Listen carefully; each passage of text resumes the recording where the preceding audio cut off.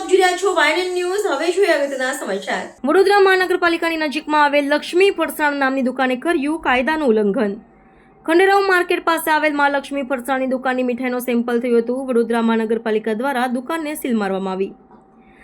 7 મહિનામાં લક્ષ્મી ફરસાણમાંથી બાલુશાહી નામની મીઠાઈ વ્યક્તિ દ્વારા લેવામાં આવેલી હતી. તે બાલુશાહીમાં ફંગસ જોવા મળતા વ્યક્તિએ આરોગ્ય વિભાગને જાણ કરી હતી, જેને જોતા પાલિકા તંત્રે દુકાન સીલ કરવાની પ્રક્રિયા હાથ ધરવામાં આવી હતી. ત્યારે આજ રોજ દુકાન સીલ હોવા છતાં પણ માવાનું વેચાણ થતાં તેની ચોક્કસ બાતમી વ્યક્તિને પડતા તે ફૂડ ઇન્સ્પેક્ટરોને સાથે રાખીને દુકાને પહોંચ્યા, ત્યાં જે માવાનું વેચાણ કરતા શખ્સને રોકવામાં આવેલો હતો અને જણાવવામાં આવ્યું હતું કે હવે તે આવું કરશે નહીં, તે કાયદાનું ઉલ્લંઘન કરશે. જેથી વ્યક્તિ દ્વારા આરોગ્ય વિભાગ અમલદારને જણાવવામાં આવ્યું હતું કે દુકાન સીલ કરવા હોવા છતાં પણ આ કેવી રીતે વેચાણ કરી શકે છે. ત્યારે આરોગ્ય વિભાગ અમલદારે તેઓને લેખિતમાં ફરી આ મામલે જાણ કરવા જણાવ્યું હતું. આ વ્યક્તિનું નામ હસમુખભાઈ પરમાર છે, જે વડોદરા કોંગ્રેસ સમિતિમાં મહામંત્રી છે. તેમને જ 7મા મહિનામાં દુકાનમાંથી બાલુશાહી ખરીદી હતી અને તે ખરાબ નીકળતા તેમને જ તેને પરીક્ષણ માટે મોકલતા તે ખરાબ છે તેમ જાણવા મળ્યું હતું. સમગ્ર રિપોર્ટ તેઓની પાસે છે. જો તેઓની સમસ્યાનું નિરાકરણ નહીં આવે તો તેઓ કોર્ટમાં જશે તેવી ચીમકી તેમણે ઉચ્ચારી છે. ઉમણીય બાબત છે કે વડોદરા મહાનગરપાલિકાની વડી કચેરીના 4 રસ્તા પાસે જ્યાં દુકાન આવેલી છે, સીલ કરવા હોવા છતાં પણ કાયદાનું ઉલ્લંઘન કોઈના નજરે આવ્યું ન હતું. આખરે કોંગ્રેસના મહામંત્રીની સતર્કતાને કારણે આ પોલ છતી થઈ છે. દુકાન ચાલુ હતી, ચુકાદો આવ્યાના પહેલા જ દુકાન ચાલુ કરી દેવામાં આવી. કેટલું યોગ્ય માનો? આમાં યોગ્ય એટલા માટે નથી માનતો કે છેલ્લા 2-3 મહિનાથી મેં લડાઈ લડી રહ્યો છું. મેં અહીંયાથી મીઠાઈ લીધેલી બાલુશાહી નામની, અને બાલુશાહી નામની મીઠાઈની અંદર અનસેફ ફૂડનો રિપોર્ટ બી આવેલો છે. આરોગ્ય અમલ સાથે મારી લેખિતમાં રજૂઆત બી થયેલી છે, મૌખિકમાં રજૂઆત થઈ છે. આરોગ્ય અમલદારે એવું કીધેલું કે અમે એની જોડે જરૂરી ડોક્યુમેન્ટ્સ માગેલા છે ઓનલાઈન. એ જરૂરી ડોક્યુમેન્ટ્સ એને અમારી જોડે સબમિટ કર્યા નથી, એના લીધે અમે એની દુકાનને સીલ મારી છે. પણ આજે મને પાક્કી બાતમી મળતા આજે મને એવું લાગ્યું કે એક જણાએ મને એવું કહેવડાવવામાં આવ્યું કે અહીંયા માવો વેચી રહ્યો છે, દુકાન બંધ હોવા છતાંય માવો વેચી રહ્યો છે. મેઇન વસ્તુ એવી છે કે વડોદરા મહાનગરપાલિકાની આરોગ્યની શાખાની ઓફિસ 500 મીટરના અંતરે છે, તોય આ માણસ ગાંઠતો નથી.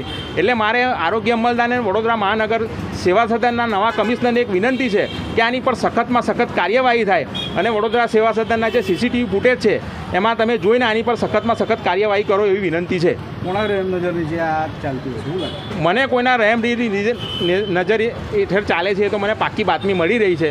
ટૂંક સમયમાં આની સામે બી હું પગલાં ભરવાનો છું, કોર્ટમાં જવાનો છું, કેમ કે હું વડોદરા શહેર કોંગ્રેસનો મહામંત્રી છું. બરાબર, મારા જેવા વ્યક્તિ જોડે આ વસ્તુ થઈ શકતી હોય તો પબ્લિકના માણસો જોડે શું નહીં થઈ શકતી હોય?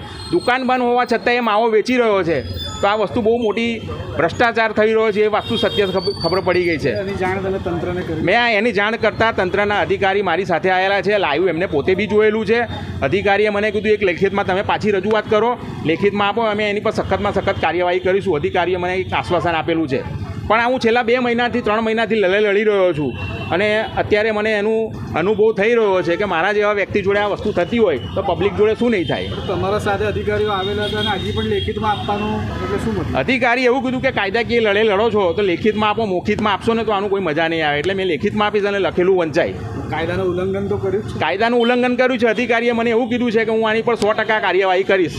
હું તમને આશ્વાસન આપું છું. બસ. અત્યારે શું કર્યું અધિકારી? અત્યારે વિઝિટ કરતાં મને પોતાને ખબર પડતા કે અહીંયા દાદરામાંથી માવાનું વેચાણ કરી રહ્યા છે ભાઈ, અને આ વડોદરા શહેરમાં માવા સૌથી વધારે માવો હોય છે આ ભાઈ લક્ષ્મી ફરસાણવાળો.